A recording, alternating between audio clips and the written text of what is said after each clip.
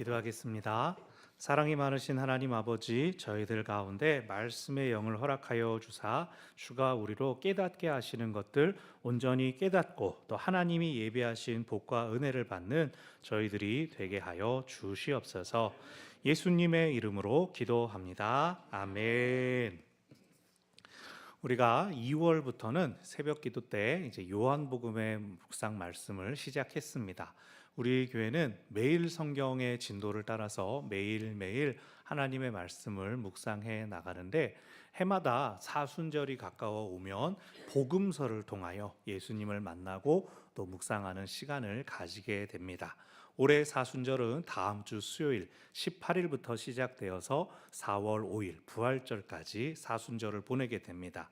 그 시기 동안 작년에는 누가복음의 말씀을 통하여 예수님을 만나봤고, 올해는 요한복음을 통하여 예수님을 만나게 될 것입니다.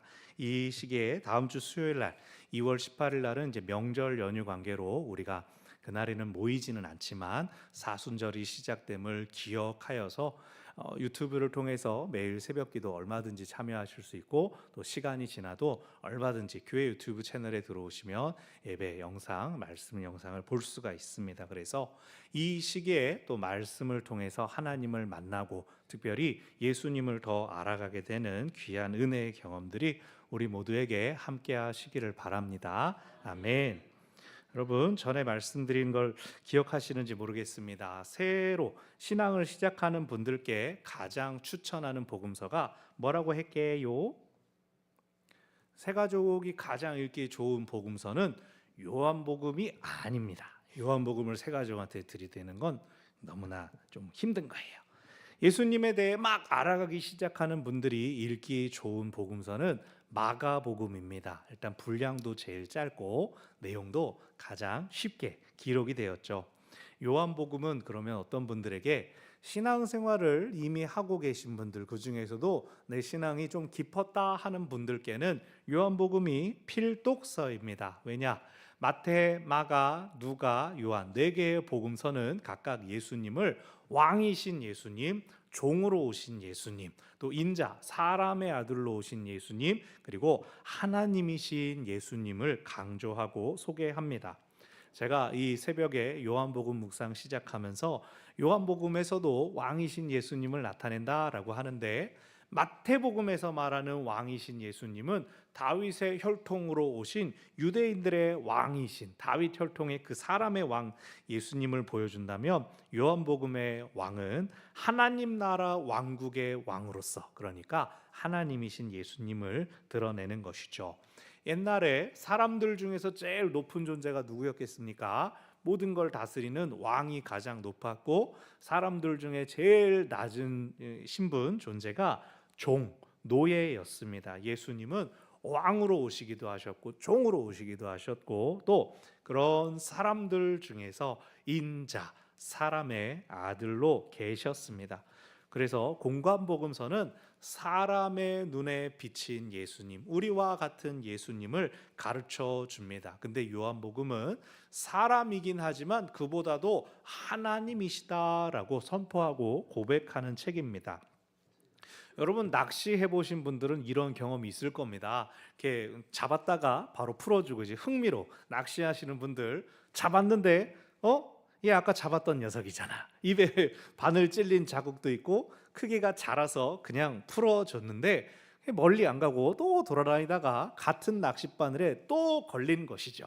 입에 꿰인 상처가 있고 아야 아프다, 그리고 물 밖을 떠나서 사람 손에 붙들려서 허덕허덕 숨 막힌 그 경험을 했지만, 다시 풀어놓으니까 벌레가 저기 있네, 그러고는 또 무는 물고기의 모습이, 물고기가 아유 저런 거 둥둥 떠다니는 거 아무거나 먹으면 안 돼, 사람 손에 잡히면은 큰일 나라고 하는 것을 학습을 할까요?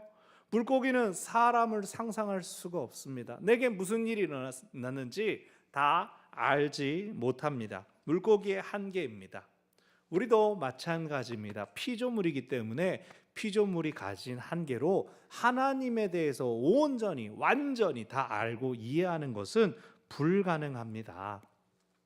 요한복음은 예수님께서 말씀하시고 행하신 것들을 천상의 왕이신 하나님께서 하신 것으로 고백하며 가르치는 내용입니다. 그러니 당연히 그 내용이 우리에게 쉬울까요? 어려울까요? 어렵습니다.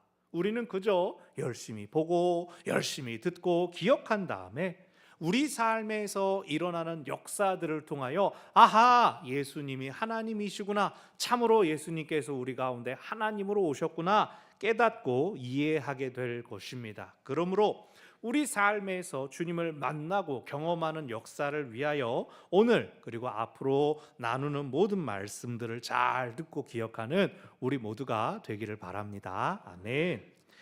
요한복음에는 예수님께서 행하신 이적이 7개만 등장합니다. 이적, 기적, 영어로 미라클이라고 하는 그러한 기적이란 단어가 있지만 요한복음에서는 표적이라는 단어로 그것들을 드러냅니다.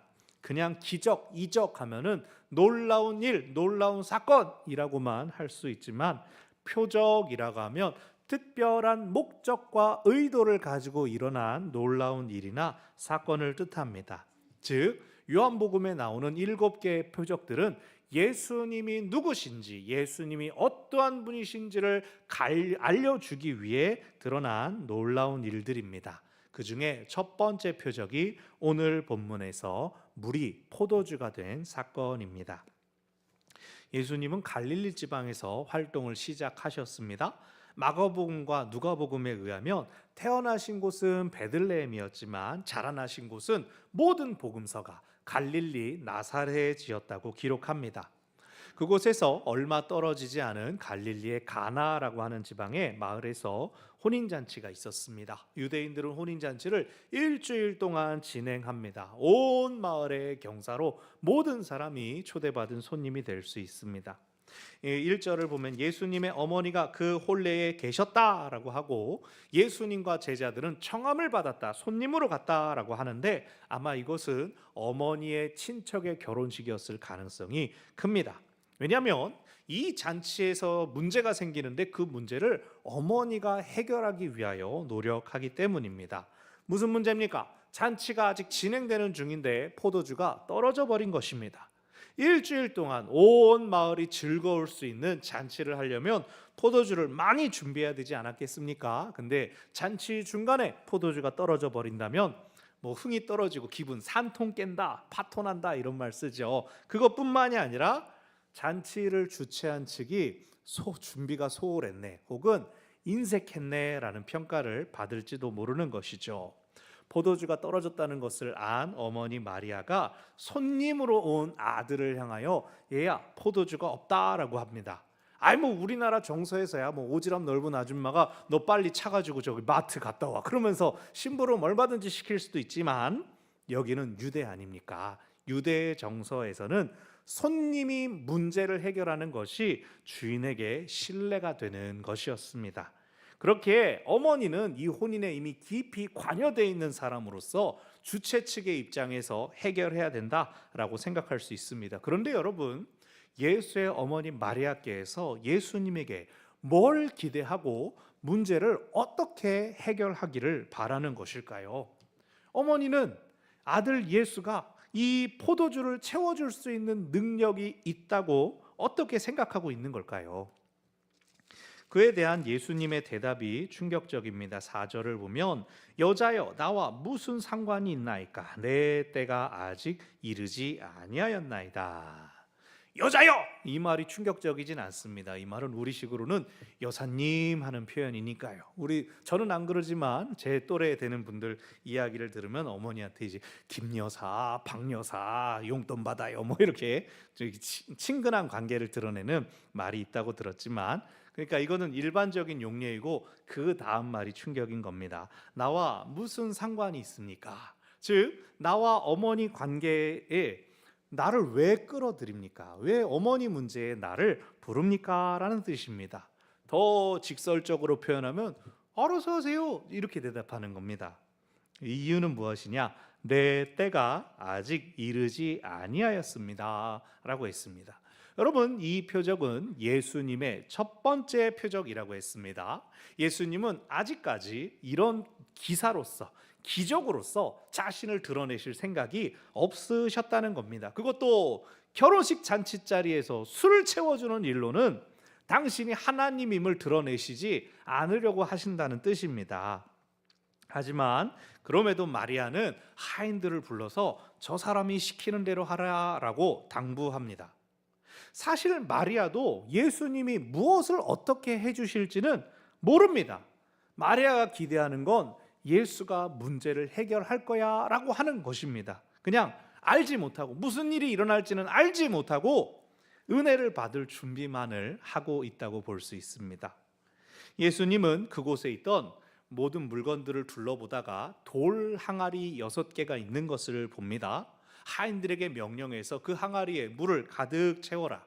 하인들이 물을 다 채웠습니다 했더니 그것을 떠서 연회장에게 갖다 주어라, 맛을 보게 해줘라 라고 합니다. 연회장이 그 물을 홀짝 마시더니 신랑 나와. 어디 저거 잔치가 말이야, 포도주가 떨어지면 그 다음에 질 낮은 걸 좀 떨어져서 손님들이 취해서 잘 티가 안 나게 해야지, 이렇게 좋은 걸 여태까지 숨겨놓은 이유가 무엇인가? 그러면서 파티의 흥을 또 살리는 그러한 것이 오늘 본문의 내용입니다. 마술 같은 거 보면 카메라로 막 이렇게 보더라도 눈 깜짝할 사이에 카드가 바뀌고 사람이 사라지고 잘랐다가 붙였다가 돌렸다가 막 하는 것들이 일어나는데, 우리가 아무리 봐도 그 비밀을 알기 전까진 알지 못하지 않습니까? 근데 오늘 본문에서도 어느 시점에서 물이 포도주로 바뀌었다라고 하는 것을 가르쳐 주지 않습니다. 눈 깜빡할 사이에 물은 어느새 포도주가 되었고, 물 떠온 하인들만이 그것이 원래 물이었다는 것을 알았다라고 기록하고 있습니다. 이 표적의 결과는 무엇입니까? 결론은 예수님은 아직 당신의 때가 아니라고 하셨지만 결과가 11절에 나옵니다. 물이 포도주가 된 것은 결혼식에 흥이 떨어지지 않게 하는 것뿐이었지만 이것을 통하여 제자들이 예수님의 영광을 보고 예수님을 믿게 되었다라고 합니다. 그때 아하, 이 첫 번째 표적은 어머니나 다른 유대인들이 아니라 예수님을 따르기로 한 제자들을 위한 것이었음을 알게 합니다. 오늘 본문에서 예수님은 여러모로 유대인의 기존 질서를 흔드시는 분임이 나타납니다. 다시 1절의 말씀을 보면 이 시기가 언제였는가? 사흘째라고 하는 날짜 언급이 나옵니다. 바로 앞에 1장에서 예수님께서 제자들을 만나고 부르시는 과정에서 이튿날이라는 표현이 여러 차례 나온 것과 대비됩니다. 1장에서 예수님이 세례 요한에게 세례를 받으심으로 공생애가 시작되는데, 그로부터 이튿날 세 번의 이튿날이 이어집니다. 이튿날이 3번 되면 며칠이에요? 이튿날, 그래서 5일이란 시간이 이미 1장 가운데에서 지나갔습니다. 그리고 그 5일째 되는 날로부터 사흘째, 5, 6, 7일, 그래서 공생애가 시작된 지 일주일이 되던 날 혼인잔치가 열렸다. 그리고 손님으로 초대를 받았다라고 이야기가 1절에서 시작되는 것입니다. 하나님께서 세상을 지으시고 몇 번째 날에 안식하셨습니까? 7째 날, 7일째 날. 그래서 오늘 본문의 배경은 하나님이 온 천지를 창조하시고 7째 날에 안식하셨던 것처럼 이제 예수님의 사역의 바탕이 다 준비되었다라는 뜻입니다. 예수님께서 말씀하시는 당신의 때 근본적인 사역은 십자가에서의 죽음과 부활입니다. 예수님 이전까지는 안식일을 토요일로 지켰지만 오늘날 우리는 주님께서 주일에 부활하셨음을 기억하면서 이렇게 주일에 모여 예배하게 되었습니다. 그래서 사실 이 1절 제일 처음 나오는 사흘째라고 하는 날짜의 배경이 예수님께서 표적을 드러내실 때가 다 되었다라는 그 뜻입니다. 다만 예수님께서 내 때가 아니다 라고 하신 것은 몰라서 하신 말씀이 아니라 나의 사역은 온 세상 사람들의 영혼을 위한 것인데 술자리에 영을 채워야 되겠습니까? 라고 어머니 마리아에게 말씀하신 것이었죠. 하지만 예수님은 부정적인 답변을 주신 것과는 별개로 어머니의 부탁, 어머니의 청을 들어드립니다. 중요한 것은 무엇입니까? 잔치를 깨지 않는 것이 아니라 어머니와 제자들이 예수님의 영광을 보는 것이었기 때문입니다. 그래서 예수님은 자동으로 술이 채워지는 주전자를 만들어 주시는 대신에 가르침을 주십니다. 6절에서 정결 예식을 위한 돌 항아리 6을 보셨다고 했습니다. 정결 예식, 이 돌 항아리 6, 이것은 유대교를 의미하는 상징입니다. 정결 예식이라는 것은 더러운 손으로 음식을 먹지 않도록, 더러운 손으로 음식을 먹어 부정을 타지 않도록 손 씻을 물을 채워 놓는 것입니다. 이 혼인잔치 아닙니까? 손님들이 많이 출입했기 때문에 물도 비거나 남거나 다양한 모습이었을 것입니다. 계속 물을 퍼가지고 오는 손님마다 손을 씻겼습니다.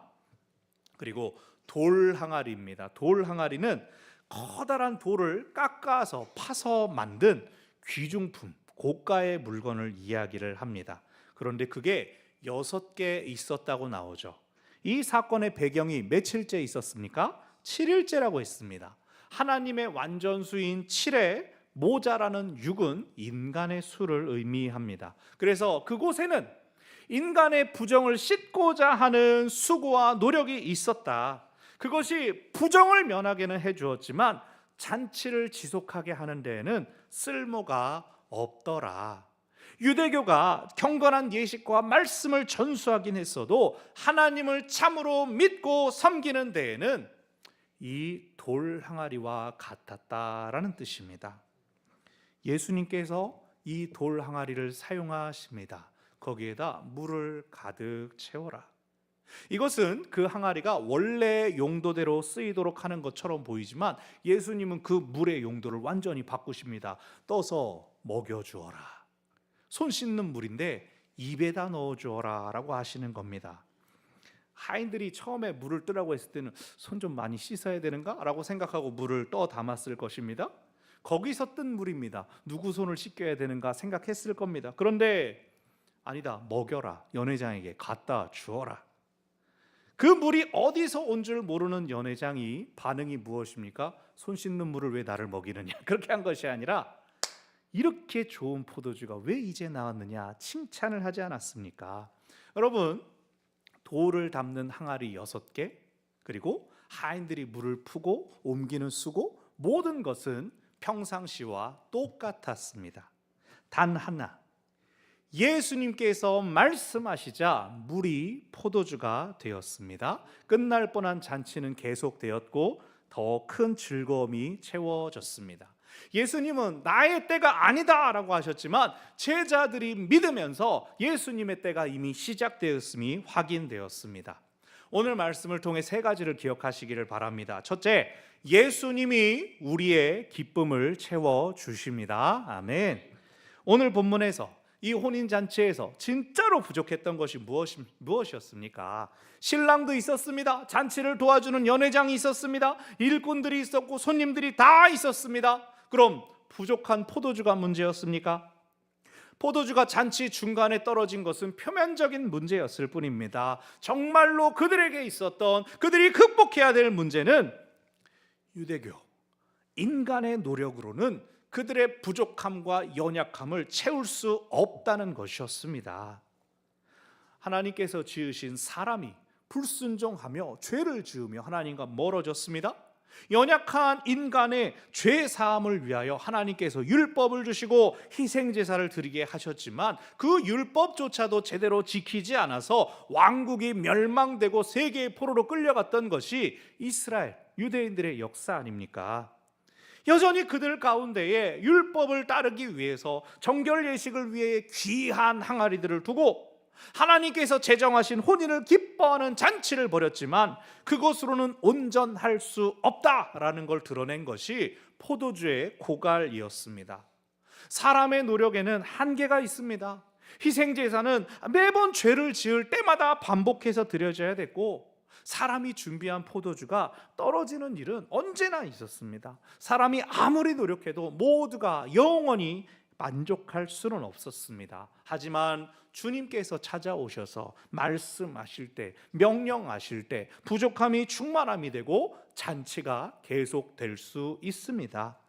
그 은혜의 비결을 아는 것이 모든 사람에게 허락되지 않았습니다. 물을 뜬 하인들이 알았고 예수님 곁에 있던 제자들이 알았습니다. 그러나 오늘 본문이 분명히 보여주는 인간의 한계를 극복하는 비결은 무엇입니까? 예수님이 찾아오시는 것이었습니다. 사랑하는 여러분, 우리에게는 예수님이 필요합니다. 이것을 기억하셔야 됩니다. 우리가 예수님과 함께할 때 우리의 기쁨이 충만해집니다. 우리의 한계와 부족함은 우리에게 예수님이 필요하구나 알려주는 것입니다. 내가 예수님을 만나야 하는구나, 예수님이 필요하구나. 결핍과 부족이 있습니까? 주님을 만날 기회로 여기시고, 여러분 가슴에 손을 얹고 따라해 보십시오. 손을 얹고, 나는 예수님이 필요합니다. 나는 예수님이 필요합니다. 많은 기도의 말이 아니라도 내가 힘들고 어려울 때 나 예수님 필요합니다. 예수님 필요합니다. 도움을 청할 때 주님께서 우리에게 오시고 기쁨이 되어 주실 것입니다. 아멘. 오늘 말씀에서 두 번째로 기억할 것, 모르는 믿음도 하나님께서 응답하신다는 것입니다. 사복음서 중에 예수님의 탄생을 다루는 것은 마태복음과 누가복음뿐입니다. 그런데 요한복음은 예수님의 탄생 이전을 다룹니다. 얼마나 이전이냐? 1장 1절, 요한복음 1장 1절, 태초에 말씀이 계시니라. 이 말씀이 하나님과 함께 계셨고, 태초까지 올라갑니다. 태어나시기 전일 뿐만 아니라 세상이 시작되기 전까지 올라갑니다. 즉 요한복음은 예수님이 태초부터 계셨던 성자 하나님이라고 선언합니다. 근데 예수의 어머니 마리아가 태초에 계셨습니까? 엄마보다도 더 먼저 계셨죠. 요한복음에는 수태고지가 있었는지 동정녀 출산이었는지 그런 것 없습니다. 마리아의 수태고지와 이 출산 때문에, 동정녀 탄생 때문에 생겨난 것이 무엇입니까? 사실 복음서는 예수님은 성령의 능력으로 태어나신 분이다, 그것을 강조하기 위하여 그 이야기를 넣었지만, 사람이 동정녀인데 출산을 하셨다고 그래서 성모 마리아라는 말이 이제 거기서 나오지 않았습니까? 물론 가톨릭의 교리가 마리아가 신이시다, 중간 이런 건 아니지만, 사람들의 마음이 오해해서 거기다가 많은 기대와 열망을 올려드리고 있죠. 요한복음은 오직 그 영광은 예수님만 받으셔야 된다라고 한 것입니다. 그랬을 때 오늘 본문의 마리아는 과연 무엇을 기대하고 예수님께 부탁을 했던 거냐 말입니다. 특별한 분이 아니라 그냥 엄마였다는 겁니다. 알 수 없습니다. 오늘 본문이 첫 표적이었기 때문에 예수님은 잔치에서 포도주가 떨어지면 흔히 포도주를 만드셨다, 이런 얘기가 없지 않습니까?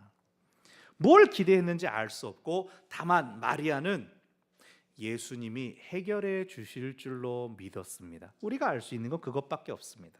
알지 못하지만 믿었다. 그리고 그 믿음대로 혹은 그 믿음 이상의 결과가 오늘 본문에 나타났습니다.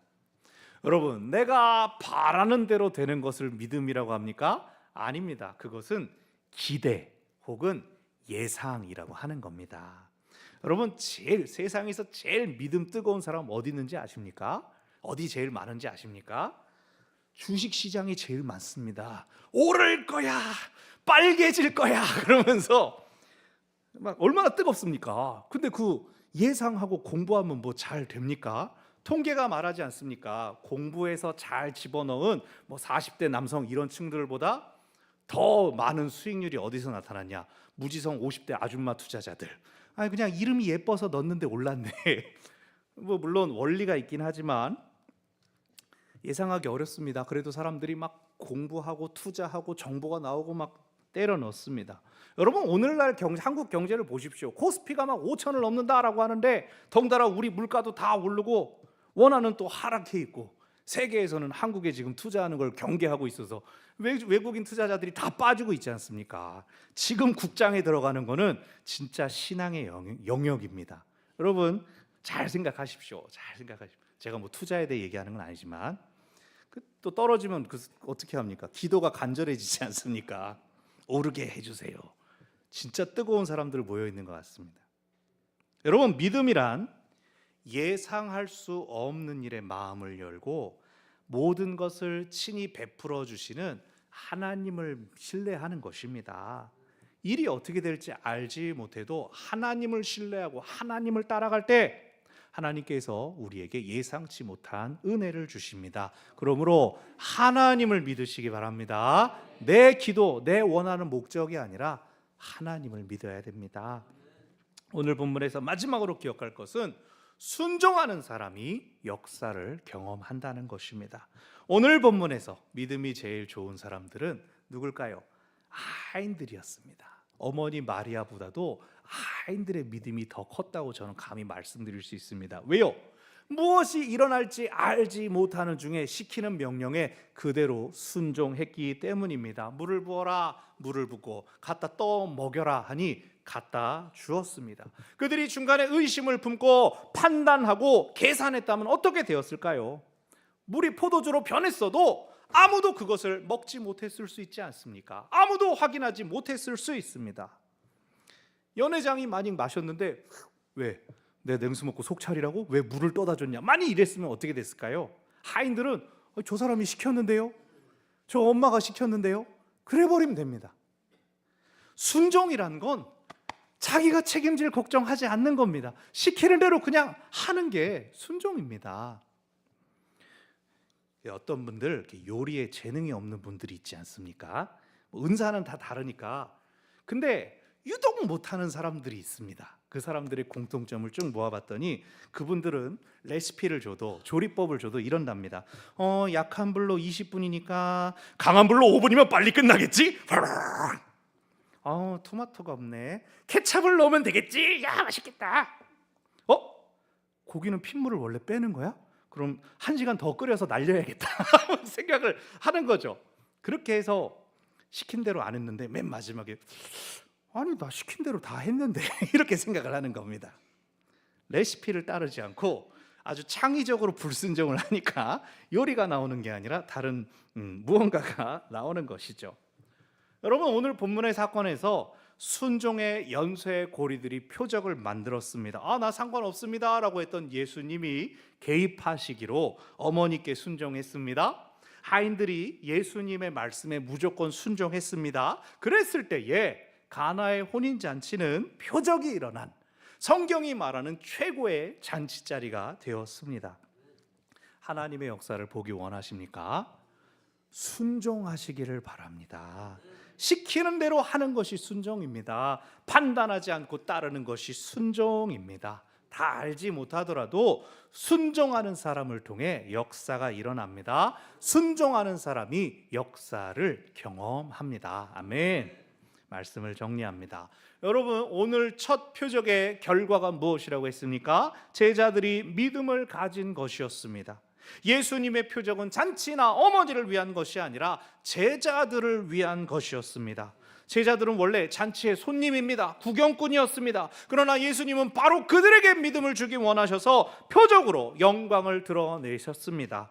제자들은 생각했을 겁니다. 아하, 예수님께서 우리의 기쁨을 채워주시는구나. 우리가 이분에 대해 다 알지 못하지만 이분께 순종하면 하나님께서 응답하시고 역사를 이루어 주시겠구나.